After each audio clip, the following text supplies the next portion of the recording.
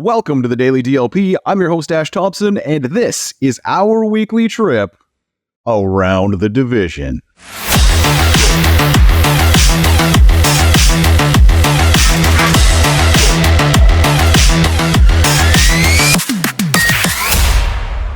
Let's start with the Bears. This week, I saw a Bears fan saying that Lions fans were delusional for thinking Amon-Ra St. Brown was better than Darnell Mooney.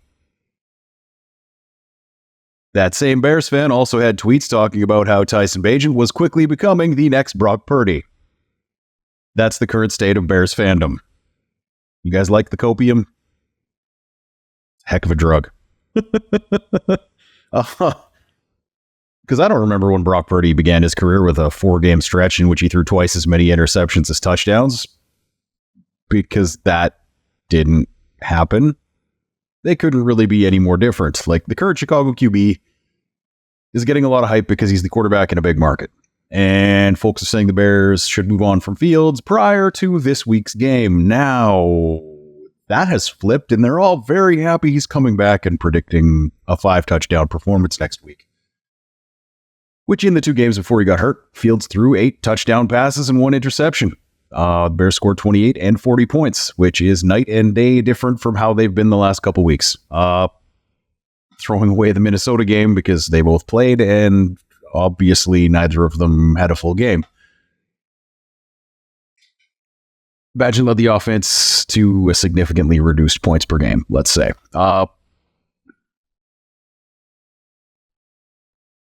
This week against the Saints, he threw 30 passes and had 2 touchdowns and 3 picks, as well as a fumble. And you can't win that way. He has 5 picks in the last 2 weeks. It's not getting better. There are reasons he didn't get drafted, and any talk otherwise is just pure copium coming out of a huge media market, trying to not have their hits completely sink because this team is terrible and there's no reason to continue watching these games. The Bears season was over after week 3. And it has continued to be over. They just weren't ever going to go winless. Like, their roster's not that bad. They did manage to keep the Saints game tight. The Bears had more total yards, nearly doubled the Saints rushing yards. They managed a full yard more per play almost than the Saints did. They forced twice as many punts as the Saints. But the turnover battle was 5-0 in favor of New Orleans. The Bears couldn't get out of their own way, even just in terms of things like penalties. The Bears were penalized 8 times and the Saints only once, and that wasn't really because of bad refereeing. The Bears were just sloppy and terrible. Like, it's a little sketchy, but it passed the eye test for the most part from someone who, like, I have no rooting interest in that game at all. The only reason I'm watching it is because I have to talk about it right now. One team just kind of gave everything they had to try to overcome adversity, and when you're playing on that edge, sometimes you make mistakes that result in penalties, and the other was a little bit more relaxed and we're just kind of playing within themselves, and that's the team that won the game. The Bears do have some nice pieces going forward, but it's not going to save this year. Might not save any of these people's jobs in the building, and so they might not be back.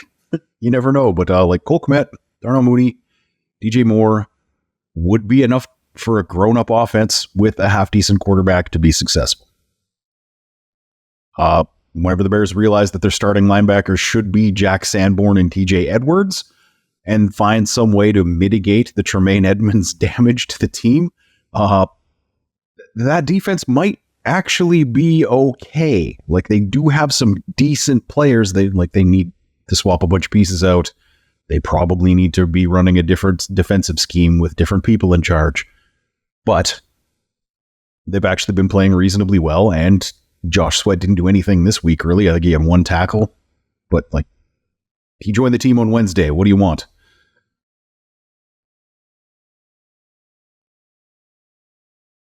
Like, on that Edmonds deal, I'll give him credit. They do save $200K in cap space if they cut him next year.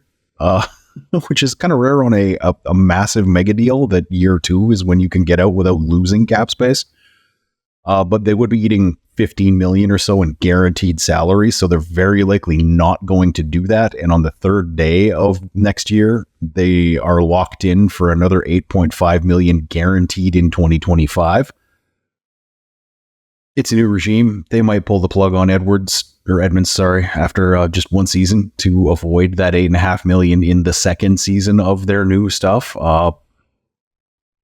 Sanborn led the team in tackles, and mostly in a good way, not in a complete victim in coverage, making tackles the Tahir Whitehead way. Just to put it into a Lions perspective. The Bears are probably also going to move on from Eddie Jackson at the end of this season. Since he signed that 4-year, $58 million contract extension in 2020, he has 4 interceptions and 15 passes defended over 3.5 seasons. He's been injured this year. He's 30. He looked terrible this week coming back, but he's coming back from injury. He may not be all the way back, but he looked bad. All in, the Bears still suck. They're 2-7 at the bottom of the division.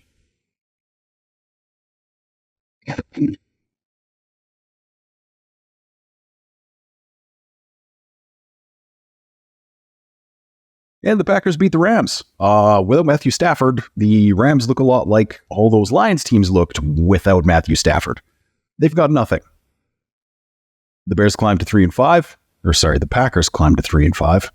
And we should all be happy about that in this case, because for a bit there, I was kind of concerned that the Packers might be bad enough to get into the Williams-May quarterback sweepstakes in the draft. If they can get to 5 or 6 wins on the year, and if Jordan Love can keep giving them a few false hope games like this one now and then, we might get to watch this regime set themselves on fire for another year. Love did go 20 for 26, 20 of 26, with a touchdown to my guy Luke Musgrave. Gotta love Packers fans. Score 20 points. Everything's fine. They're back, baby. Aaron Jones got back and fed him the ball. They fed him the ball 20 times for 73 yards. That's 3.6 per carry. That's not good. The Packers may have finally internally realized that Love ain't it, because they were pulling out everything to make his job easier. He can't hit a receiver in stride more than 15 yards downfield. He just is not capable.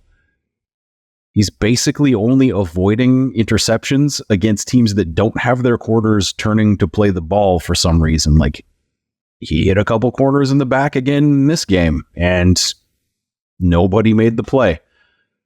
He makes everything downfield look so much harder than it needs to. Like, wide open guy running down the sideline should be a touchdown.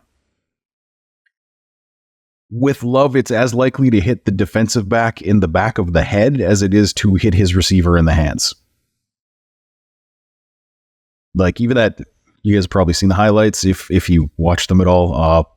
Terrible call on a fumble down the sideline where the receiver's hip is on the ground. Like, he's down. Whatever happens after that, it's either not a catch because he doesn't complete the process,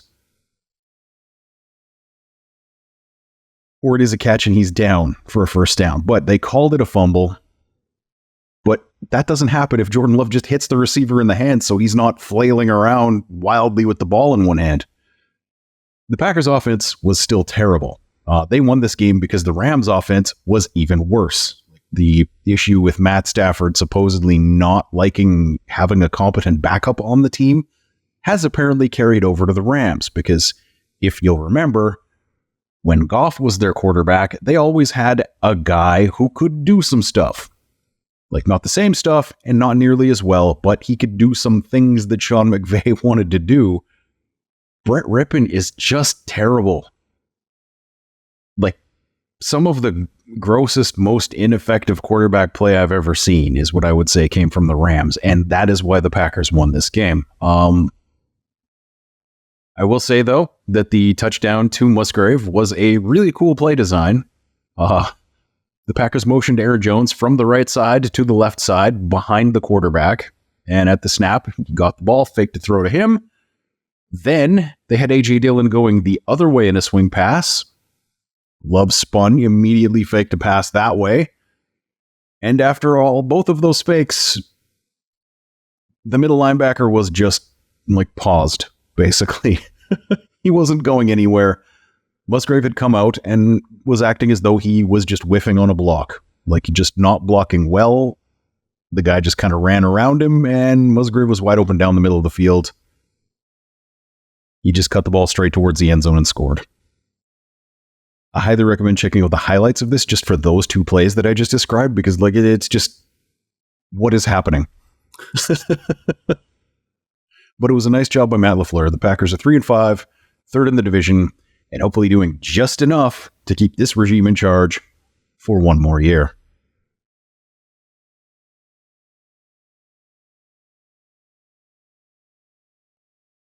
The Vikings had the most interesting week this week. They beat Atlanta despite the fact that Josh Dobbs was forced into action at quarterback with no practice with this team. And all of the reports of how this game went speak volumes about how well their head coach has his team prepared. I don't like this. I don't like what I'm hearing. When the receivers on a team can explain the play on the fly to their quarterback well enough that with no practice time, you can still have a functional NFL offense, they've been coached really well. Like, yeah, you got O'Connell in the headset. You got receivers saying, okay, I usually break this pattern at this distance. It was really nice. Like, O'Connell kept the game nice and simple. He used a lot of plays that you would see like high-end high school teams use. Like, and I don't mean that as a shot. I mean, that's what you have to do in this situation where you are basically relying on the quarterback's understanding of football in general to make it possible for him to do his job. Like, they just ran all of the concepts you would hear about on the athletic football show, where it's just all teams do these plays. That was their entire offense, was the all teams do these plays offense. And the Vikings receivers, to their credit, got open. They did a great job. They knew they needed to pick up their game, and they did. And evidence of that is that TJ Hawkinson actually broke a tackle in this game.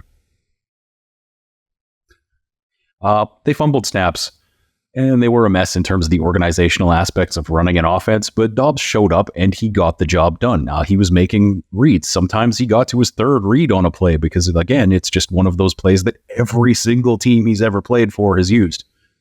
So he knows vaguely where a guy's going to be, and he just showed no fear in terms of where he thought guys might be. Like, he threw with anticipation. Like, this was a better quarterbacking game than I've ever seen Justin Fields play. It's insane. And he also added value with his legs that nobody would ever have been able to prep for when looking at Vikings tape. Off-schedule sandlot stuff was suddenly on the menu, and you can't prep for that because that has not been what the Vikings have done ever in the Kirk Cousins era. Not for 1 second, not for one play. And the team didn't carry him to a win. Like, that's what you might think in something like this, but like, Alexander Mattison had 16 carries at 2.8 yards a carry. Nope. Cam Akers, who went down with another Achilles injury, unfortunately, was at 3.1 yards per carry when he went down. Like, he wasn't carrying the offense either. And TJ Hawkinson was the team's leading receiver with 7 catches for 69 yards. Like, that's under 10 yards a catch. Dobbs threw for 158 yards and ran for 66 more. He completed 67% of his passes, and it was only at 5.2 yards per attempt. So, I mean, it's easy to look at the highlights and go like, wow, that was electric. But no, it was a lot of checkdowns and short passing.